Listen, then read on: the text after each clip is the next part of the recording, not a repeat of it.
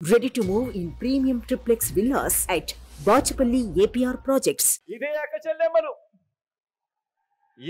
చెల్లెమ్మలు ఇదే 33 లక్షల మంది ఇదే అక్క చెల్లెమ్మలు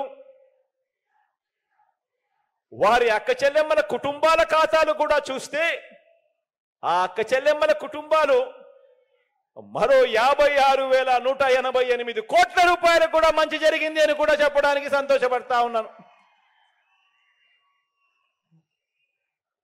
ప్రతి అడుగు కూడా మీ బిడ్డ ప్రభుత్వం ఒక మహిళా పక్షపాత ప్రభుత్వంగా నా అక్క చెల్లెమ్మలు సంతోషంగా ఉండాలి, వాళ్ళ కుటుంబాలకు మంచి జరగాలి అని ఈ 58 నెలల కాలంలో ఆ అక్క చెల్లెమ్మల గురించి ఆలోచన చేస్తూ ఆ అక్క చెల్లెమ్మల కుటుంబాలకు మంచి జరగాలని విద్యాపరంగా, ఆర్థిక పరంగా, సామాజిక పరంగా, రాజకీయ పరంగా, జెండర్ పరంగా, నా అక్క చెల్లెమ్మల భద్రత పరంగా వారందరి సాధికారతకు లక్ష్యంగా ఈ 58 నెలల కాలంలో గొప్పగా అడుగులు వేశామని కూడా ఈ సందర్భంగా చెప్పడానికి గర్వపడతా ఉన్నా. అందరినీ కూడా ఆలోచన చేయమని అడుగుతా ఉన్నా.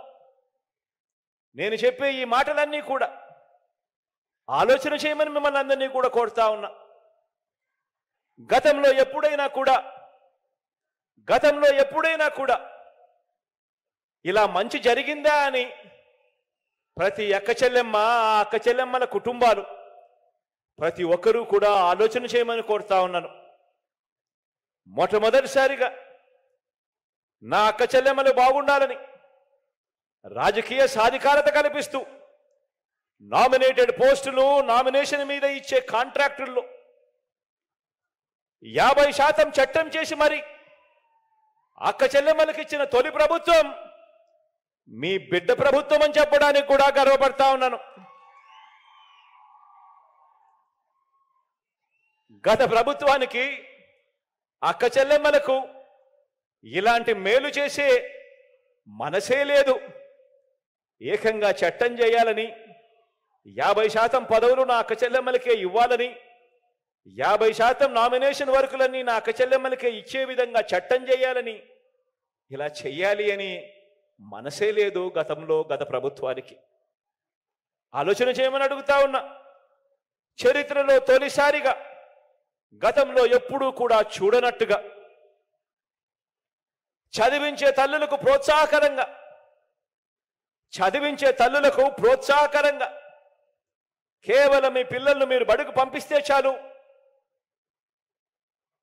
ఆ పిల్లలకు మంచి మేనమామగా, ఆ అక్క చెల్లెమ్మలకు ఒక మంచి అన్నగా, ఒక మంచి తమ్ముడిగా మీరు పిల్లలను బడికి పంపిస్తే చాలు, స్కూల్స్ రూపురేఖలన్నీ కూడా మీ బిడ్డ మారుస్తాడు.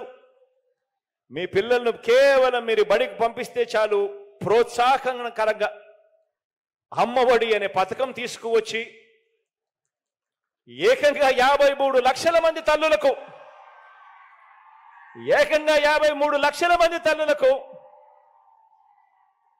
ప్రతి ఏటా 15,000 రూపాయలు ఇస్తూ ఆ అక్క చెల్లెమ్మలకు అండగా నిలబడిన ప్రభుత్వం, ఇలా చదువులను ప్రోత్సహిస్తూ అక్క చెల్లెమ్మలకు తోడుగా నిలబడిన ప్రభుత్వం దేశంలోనే కాదు, దేశంలోనే ఎక్కడా లేదు.